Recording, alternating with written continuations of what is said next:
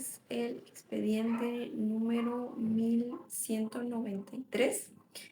En el expediente de amparo promovido por Julia Alicia Jordán contra la Corte Suprema de Justicia. Estos son los aspectos principales. Los antecedentes comienzan tras un juicio ordinario de daños y prejuicios, promovido por Julia Alicia Jordán en representación de su hijo, que en ese entonces era menor de edad, Alexander Andrade Jordán, contra la Fundación Pediátrica Guatemalteca, tras una presunta mala práctica que terminó en un fuerte daño cerebral. La jueza primera de primera instancia declaró con lugar la demanda. Sin embargo, la Fundación Pediátrica la apeló y la Sala de Primera Corte de Apelaciones revocó esa sentencia.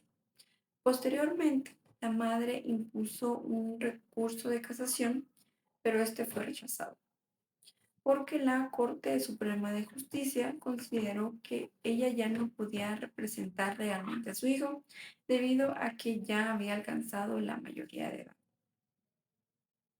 Después de ese rechazo, la postulante presentó un recurso de reposición, el cual también fue rechazado, y por eso se terminó por ir por un amparo constitucional. En cuanto a la autoridad reclamada, esta fue la Corte Suprema de Justicia, específicamente la Cámara Civil, por haber emitido la resolución que rechazó la reposición planteada por la ampista. El acto reclamado fue el auto del 8 de enero del 2018, emitido por la Cámara Civil de la Corte Suprema de Justicia, mediante el cual se declaró sin lugar la reposición impuesta contra la decisión que rechazó el recurso de casación. En otras palabras, la Corte Suprema negó que la madre pudiera continuar actuando en representación de su hijo, ya que éste ya era mayor de edad y no existía una declaración judicial de interdicción que le acreditara legalmente la representación. En cuanto a los derechos que fueron vulnerados, la ampirista denunció la vulnerabilidad de sus derechos, como lo serían su derecho al debido proceso, a la defensa y a la tutela. La Corte de Constitucionalidad también reconoció otras vulneraciones, como lo sería el reconocimiento de la personalidad, la protección especial de personas en situación de vulnerabilidad y discapacidad, y el acceso a la justicia en igualdad de condiciones. La razón por la cual la Corte de Constitucionalidad también consideró esos otros derechos vulnerados fue porque no se tuvo en cuenta la situación del niño y de su madre, debido a que el niño ya contaba con una discapacidad debido a esta malpráctica médica, porque el Estado tiene la obligación de proteger a las personas, especialmente a las que cuentan con una discapacidad, y porque existían otros mecanismos legales para garantizar su representación, como el nombramiento de un representante judicial provincial.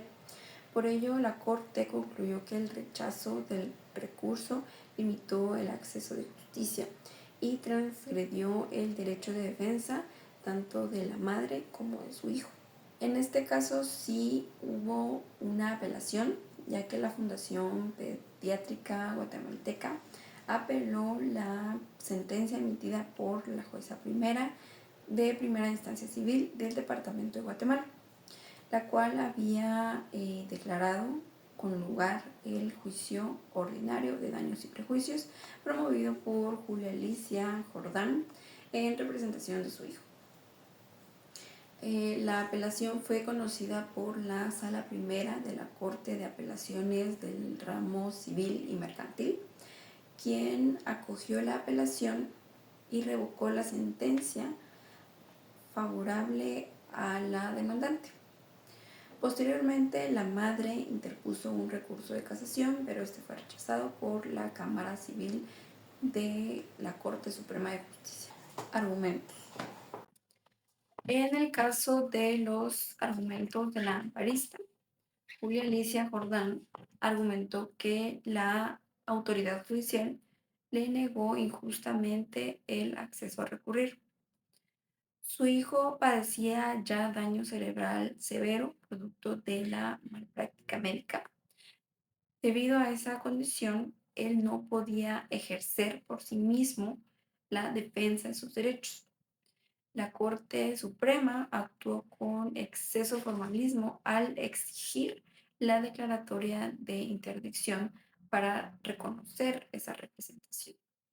Por lo tanto, se vulneraron los derechos de defensa, tutela judicial efectiva y su derecho al debido proceso. Además, indicó que ya había iniciado el proceso de interdicción, pero no había sido resuelto por falta de recursos económicos y sobre todo de demora judicial. En los argumentos de la otra parte, se argumentaba que la madre ya no tenía esa representación porque el hijo ya había alcanzado la mayoría de edad y para actuar válidamente debía ser nombrada una tutora judicial.